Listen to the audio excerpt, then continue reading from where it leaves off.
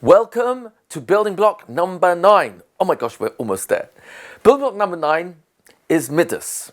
We've divided this into several parts. Part 1, which we're going to cover today, is the introduction, the hashkafa behind Middos. The word hashkafa, you know, really means a panoramic view from above. So we're going to look at Middos in the largest possible context. Number 2 of this is we're going to define the real you. Will the real you please stand up? That's Yotzelem Elokim. We're going to look at that in detail and then home in on, so in the definition of who you really are, where do Middos play a role, or do they only play a role in who you really are, meaning that you are Middos? We're going to figure that out. We're going to define what a Middah really is in terms of character traits, and in number 2 we're also going to look quite extensively at almost every single midah that is described in the Torah out of Tariag mitzvahs, and recognize the core mechanic that is at the source of every single midah. That even though you've got the midah of anger and patience, they look like kind of two opposites. And you've got simcha, and there's atzvus, there's anxiety, even depression, there's gratitude, there's ahava, love, there's respect. There's a lot of middos. What we're going to recognize when we look at number 2 of this is that they are all sourced in the exact same place. I'm going to give it away right now. Thought. It's all in your mind. And we're going to see why that has incredible implications, even ramifications, in terms of recognizing the power I have in my ability to make choices by thinking differently. So that's going to be massive. And because this is all about how to help children grow in their middos, the starting point has to be me, the teacher, parent, Mora, Rebbe, in how do I actually teach middos? Can you teach middos? This is also part of number 2. I'm just giving you the overview. Can you teach middos, or can it never be taught, only learned? In which case, the real source of teaching middos is in role modeling. So we're going to look at that very seriously. I've kind of given it away again. And then number 3 of this, which is really what you're looking forward to most, is the practical applications. So how do you actually have children learn middos? How do you role model middos? How do we, and I'm going to use the word teach, metaphors. How do we deliver metaphors, mashalim, in a way that really help children get a grasp on how do I take control of my middos? And that's going to be dependent on 2 things. Number 1, am I aware of what are the middos that the Torah wants me to nurture inside of myself? And that awareness is what's going to help me pay attention to the way my mind is working when I'm upset or angry or frustrated or a little bit anxious or fearful or even tired. We're going to see has a lot to do with what I'm thinking. So these are ways we're going to understand, number 1, what I'm supposed to be aware of as a child, and then number 2, so then how do I make the switch from my anger to patience, to my frustration or my accusation to the mitzvah of tochacha, which we're going to look at very carefully, because that's also part of number 2. How do we define tochacha? How does the Torah define it? How does Rambam give us the 7 conditions of tochacha? And how do we teach that to children? So all that's going to be in the applications. How do you implement the mitzvah of tochacha so that kids going through lots of different scenarios, you kicked me, you cheated, you lied to me, you broke your promise, you stole my snack. There's so many different things that come up in the classroom during recess, on the bus, on and off the bus. We're going to cover a lot of different scenarios, and then we're going to apply the mitzvah of tochacha in the applications so that you as a teacher get much more of a tool in your toolbox, many more tools in your toolbox to see, this is how I can help my child. This is how I can help my students to take more control of their mind. Because that's what's going to lead to taking control of their mouths, what they say, and their behavior, their actions. So start with number 1. The hashkafa behind Middos. Presently, we know, thanks to Hubble telescope, which is a satellite, that there are approximately 1 trillion galaxies. Now, in previous conversations, I actually mentioned there were about 400 billion. Well, that number has now increased based on the technology of Hubble telescope. We're able to actually identify in the visible universe about 1 trillion galaxies. Each galaxy contains approximately 400 billion stars, between 1 and 3 to 400 billion stars.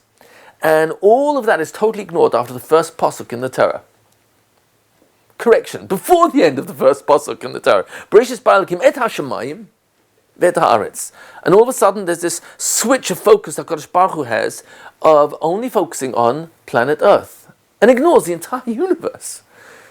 30 verses later, after describing landforms and the working of water and vegetation and trees and fish and birds and insects and finally animals and then man enters the story. And now Hashem switches focus a second time. Remember we talked about this in our turning points, as we called them, in building block number 4, contextual learning with the history timeline. So now Kadosh Baruch Hu has ignored not just the whole universe, but he ignores the entire planet Earth with all its beauty, the gravity and sunshine and rainfall and wind and mountains and valleys and rivers, oceans and grass, plants, beautiful trees and fruits and animals of all different types of sizes. And all of a sudden, Hashem completely ignores all of that and focuses only on mankind. What was it about man that he was created for? And this is talked about in all the Svarim. We find in the Ramchal, in Derech Hashem, the Vilna Gaon, and Evan Shleima brings that the purpose of man is to be matak in his middos, his character. So let's look at this in the broadest sense. Mankind is created to work on my middos. What middos am I supposed to work on? So let me give you the backdrop. Billions of people have lived and died in the past almost 6,000 years of human history. Billions of people are buried in the ground. Where are they today? Well, they decomposed and gave back to the soil.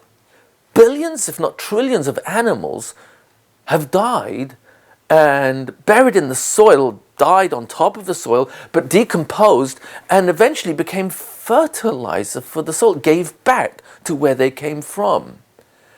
And the same is with trillions, probably, of fish in the oceans that have died over the last thousands of years. Well, haven't they polluted the oceans? No.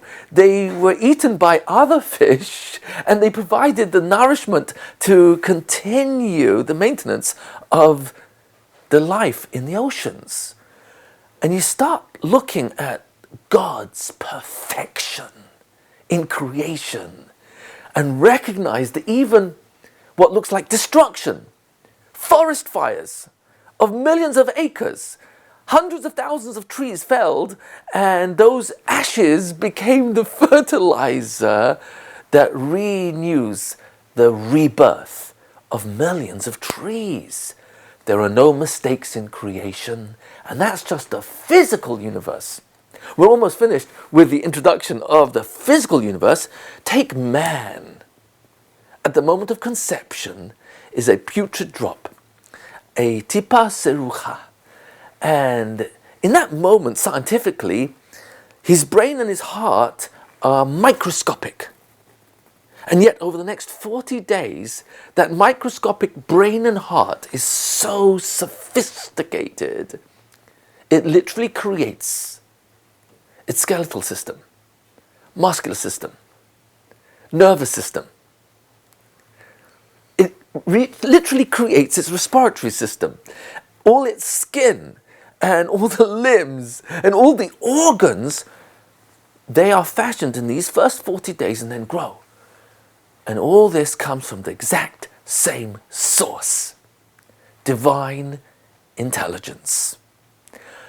Every raindrop comes down from the clouds, the skies, falls onto the ground. Well, there's two stages here. There's water that falls beneath the topsoil. Where does that go? Nothing's wasted.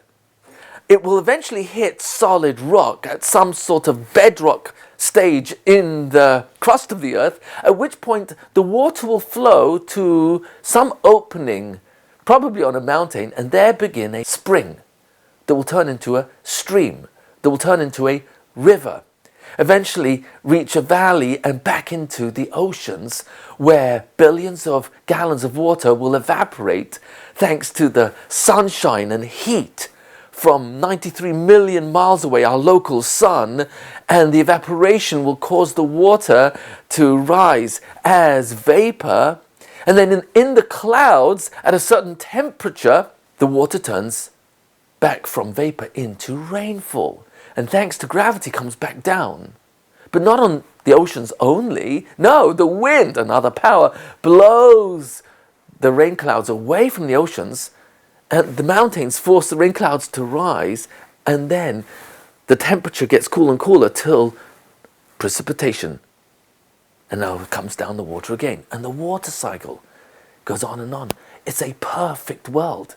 Then you've got the other stage of water where at the topsoil level it's absorbed by the billions, trillions of blades of grass, plant life, and of course seeds in the ground which grow deep roots and absorb the moisture in the topsoil and then grow a stem, and with that stem a trunk, branches, leaves, and now it's drawing the water, rainfall, from the topsoil to provide leaves that then turn sunlight into oxygen and food for the plants and trees to grow. It's a perfect world. It's perfectly designed. The point I'm getting to is very simple.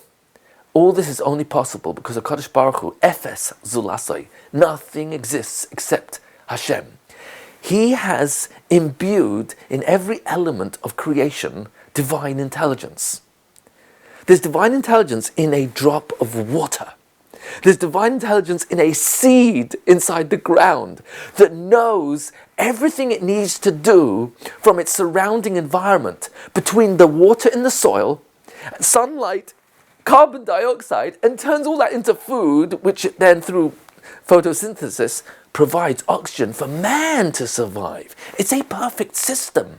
And each one of these systems, even though it looks like it's in isolation of the other, be it the wind or rainfall or sunshine or seeds in the ground or animals, they're all part of one perfect ecosystem where God is the divine intelligence that's constantly bringing down divine intelligence into every element in creation. And all of that was in preparation for the greatest element of all. Not the body of man, the mind of man. We are different. We also have divine intelligence. That's obvious just from the moment of conception all the way till birth. This baby has every system inside it in order to take in images and sounds. And for the next 2 years of almost silence, this infant is making sense of the world in order to develop the mind, to think for itself. And here we now come to the crux of it. I'm trying to build a case where almost nothing else matters more than the development of our mind and thought. And HaKadosh Baruch Hu, who gave us his perfect Torah, injected his mindset, kaviyachol, in the Torah. This is mentioned in many Sfarim. You'll find it even in Psukim, that HaKadosh Baruch Hu's mind, his das, is in the Torah. The Torah is his das.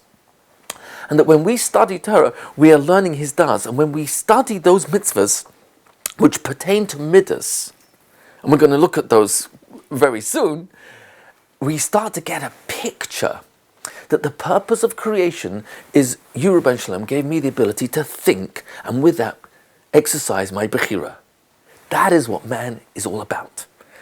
Rosh Hashanah is not the anniversary of the creation of man and his body and his skeleton and his sinews and his muscular system and his nervous system and his respiratory system. Even though that would be impressive, we are celebrating on Rosh Hashanah, the Day of Judgment, man's ability to make choices, the right choices, good choices. It's all about Bechira. Bechira means choice. It's a freedom of choice, as we say in English. And the greatest imaginable freedom is the knowledge that you can choose what you want to think. You can think anything, anywhere, anytime. Both on the good side of the scale and not so. We can choose mitzvahs, we can choose otherwise. That's amazing. And Rosh Hashanah is a celebration of that ability. Using that, if you like, as a backdrop, we are ready to understand that we, as parents and teachers in the classroom, in teaching Middos, we're going to see what it really means. Role modeling Middos, I'm here to provide, through my own personality, my own response to your provocation, in your chutzpah in the classroom, your lack of cooperation, your lack of respect for me or for others. You will see in my response, my anger or my patience or somewhere in between, you will see my role modeling of Middos Tovos. And that's what I'm here in the classroom for, not only to teach Torah, but also to help you see how I am working on my Middos. Moving into number 2, we're going to now ask, could the real you please stand up? Who is the real you? Your body? No. That gets buried. That's the bad news. The good news is you never die. The real you never dies. The real you is not your body. Oh, that dies. But the good news about that is that you're going to get revived as well, because there's Tchias HaMesim. So even in the bad news of the body dying, don't worry, that will be reunited with the soul later. But your soul, your neshama, which is the divine intelligence that gives you the ability to think, it's the divine intelligence which, if you want to call it subconsciously, is responsible for monitoring every single chemical reaction that's taking place inside your body, billions and trillions, about 75 trillion cells. All of that is happening because of divine intelligence that's inside of you. It's your neshama. Your neshama, the Tselem Elokim, which is the real you, is going to be responsible for the choices you make. In that arena, that a human being is not a body. It's a thinker. And thought is powered by HaKadosh Baruch Hu. Your ability to be aware of your thoughts, your consciousness of your ability to think, that's powered by Hashem. That's divine. Your ability to be aware of my thoughts. And the fact that HaKadosh Baruch Hu gives me lo tachmoid, lo titaveh. Don't desire other people's possessions, not their wife, not their car, not their home, not their cattle, not their... any possession. Kol asher l'reacha. Don't make plans to get it, lo tachmoid, lo titaveh. Don't even think, oh, I wish I had what he's got. Hey, those are mitzvahs of the mind. The fact that HaKadosh Baruch Hu can tell me what to think and what not to think is predicated on you, Rabbeinu Shalom, design my mind to be able to make a choice. And that choice is one thought later. The thought might pop up in my mind, I wish I had what that person has, his intelligence, his spouse, his children, his family, his finances. He's got much better muzzle than me, and I become jealous. So in the next thought, I get to choose to explore jealousy, reinforce why I should be jealous, or control it and ignore it. So we're going to see there are over 60 mitzvahs in the Torah that are relevant to how the Torah wants me to think. It's very powerful. And once we become aware of that, that's going to help us pay attention to how we think and what we're thinking and patterns of thinking. And as teachers, you can see this is rolled out with lots of examples in the applications. That's number 3. We're right now already in number 2. You're going to see lots of applications, and also we're going to see lots of metaphors, very simple metaphors that will really bring out the very clear message. You are your mind, you are thought, and you can make a different decision of what to think. That's Bechira. So that when you get into a sichsuch with a friend who kicked you during recess or hurt you with words, so I've got choices of how to respond to that. And we're going to see what the Torah asks me to do in the response to being hurt or harmed or embarrassed or humiliated or insulted. It's not a complicated protocol, but the Torah is not silent on anything, but certainly not on the most important element of the whole of creation, your mind. And this is really the piece I want to kind of bring out the most, and we brought it out in bullying. That was in building block number 10, recess, if you've already seen that. But we have to bring out here because it's completely relevant to Middos, and that's the following. You're never scarred. The real you is never scarred. The real you is your mind. You're never scarred. You're never traumatized in the sense that you can never enjoy life because you've been traumatized. Because you only ever live now. You can't live in the past. You can't live in the future. It hasn't happened yet. The past has happened, it's history, it happened already. So the only moment you ever exist in, the only moment you ever live in is now, this moment now. And if you're asking, are we talking about time? So in a certain sense, yes, there's 3 phases of time: past, future, present. Could I take a memory from the past and let it surface in the present? And if it's a pleasant memory, I'll smile, I'll feel good. And if it's a memory that pains me, and I start feeling pain from it, what could I do in my next thought? Well, I could explore it and reinforce it and remind myself of all the other things that led to it and be even more upset and resentful, perhaps even pained. And I can talk about it a lot. Eventually, I could really hurt myself by thinking about this again and again and again. And what the power of Bechira is telling us is that you can't live in the past. No matter how much trauma or pain I may have experienced, that's history. You live in the now. And who you are now is a choice you make in the now. That's why we're going to see the mitzvah of teshuvah is a thought. Hirur teshuvah is a thought. And in Hashem's reality, which is the only reality, a person can literally be a tzaddik in 1 second. Because the moment he says, I want to be a tzaddik, Hashem says, okay, I'm going to erase all the mistakes till now and give you a whole new start. We've talked about this in recess. We'll see in a few moments when we get into number 3 of this, how relevant this truly is and how powerful it really is that a person lives in thought all the time. You can't escape it. So the piece I'm bringing out is really twofold. Number 1, everything you experience is taking place over here. Number 2 is everything that's going on in our experience and everything that we feel is really thought in the moment. That means to say, and this is a biggie, you only feel what you think. Always. You always ever only feel what you're thinking. We're going to see the powerful relationship between mind and emotion. It's synonymous. You can't separate the two. They're impossible to divorce because one is the other, meaning you only feel what you think.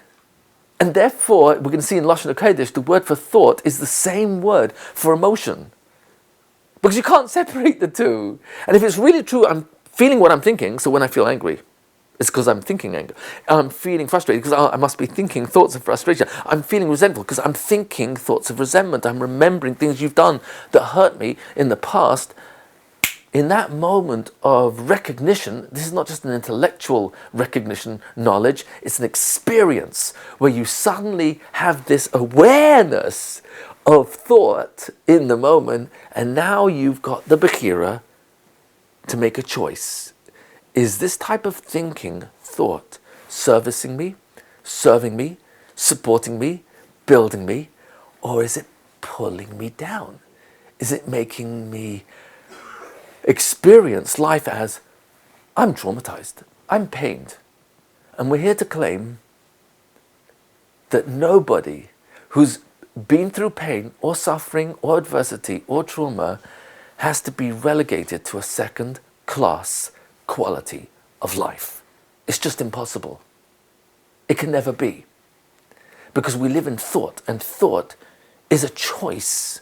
You may not control the thinking that keeps popping up, but you always get to choose the next thought, to hold on to that pop-up or to move forward. Since we are divine intelligence, that means to say HaKadosh Baruch Hu has literally made us Achiluk Eloka Mima'al. Our neshama powers us. It's a Gemara in Brachas Daf Yod, I believe.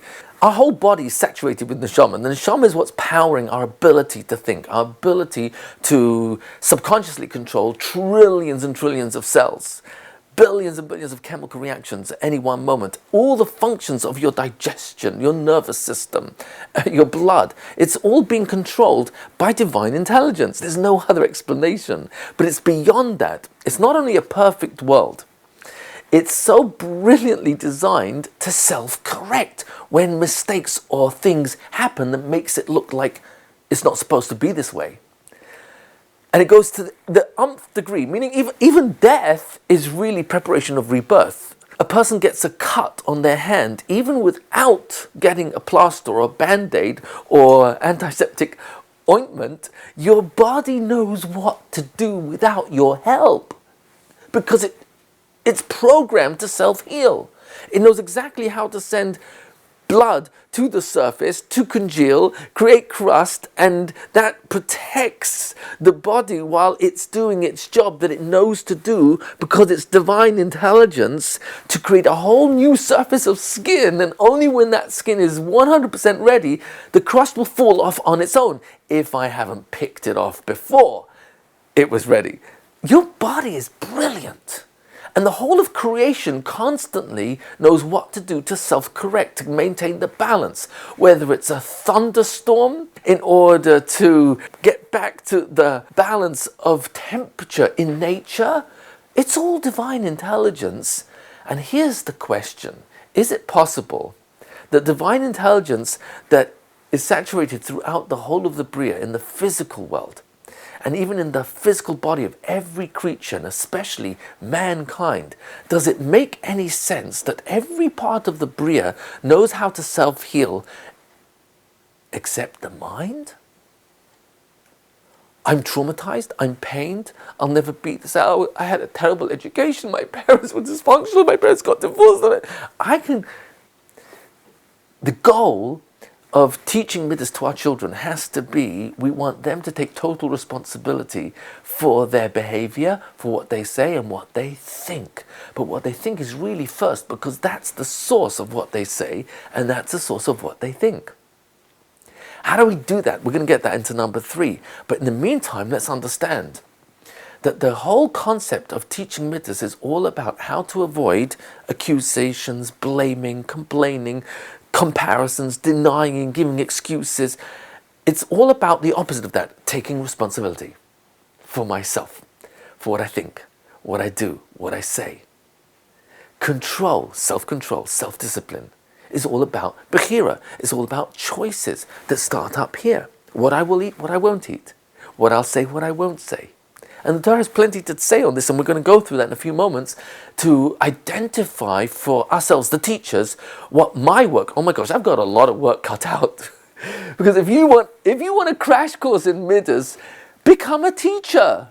Yeah, 20, 30 kids in the classroom, they're going to press the buttons and invite you to take it personally, or to depersonalize it and realize I'm here to help role model for the children how to be in control of oneself. And through that, they learn to respect the teacher, and in doing so, want to cooperate and not hurt, upset the teacher. That's really the ultimate goal. Punishment, reward, hey, that's not even plan B, I would call it plan C or D, where instead of role modeling, we shoot for punishment and reward. Well, that's the easy way out. Lines. Say that one more time, you're going straight to the principal. Get out of my class. Go to the principal right now. Wait in the corridor. And what ends up happening is I use punishment as a way of avoiding the real work. My Middos. Because if I'm doing it from anger, resentment, or I'm hurt because I think you have disrespected me I'm the teacher. So what's going to happen is the discipline that I'm now using is a form of revenge or avoidance. And it's not just avoiding disciplining myself so that you respect me for being in control of me, but it's also creating resentment and anger and possible even desire for revenge on the part of the child. There's a place for Einish, but that's got to be defined by the Torah. The place for Einish is when it's designed so that the child can see where they went wrong, because that's what the word Einish means. Rabbi Shimon Schwab told me that Einish comes from the word ayin nash. Nash means fall away. Nashal is when, let's say, the metal part of an axe falls off its handle, goes up in the air, and comes down. Nashal. A nesha, nunshin, is an eagle that swoops down. The concept of Einesh is ayin nash. Ayin is the eye, nash to see how I've fallen, to see what I did to bring myself down. And when I realize, looking in the mirror, oh, this is the problem with my tie, my clothing, it's stained or it's torn, and I can, my middos are not good the way they should be. Oh, when I'm able to now make a self-correction because I can see the mistake. But if I just give out lines, wait in the corridor, go to the principal, and I don't help the kids see what they've done wrong, how they can correct themselves. So that's not Einish altogether. That's punishment. Einish doesn't mean punishment. Einish means consequences. Punishment is where you can't necessarily see the correlation between the consequence and the crime that brought about the consequence. So then that's a punishment. But if you've designed the punishment, so to speak, the consequence, to be midah keneged midah, so the child has a chance to see the mistake they made, oh, that's called Einesh, and that's appropriate. Where every other step has been taken and it didn't work. And we're going to talk about those steps, because Einesh is right at the end. That's why I'm hardly even concentrating. In the appendices of this, we're going to talk about reward and punishment. Actually, we're going to call it beyond reward and punishment. But reward and punishment is really meant to be a last resort, not the first resort. The first resort is me, changing me, the teacher, the parent. Because the kids are not here for me to raise. The kids are here for me to raise me. They raise me. Yeah, they change the standard of expectation in my own morality, my own ethics, my own conduct, my own shmiras ha-lashon, my own shmiras ha-naim, my own shmiras ha-machshava. Yeah, the children are here to help me role model a better me.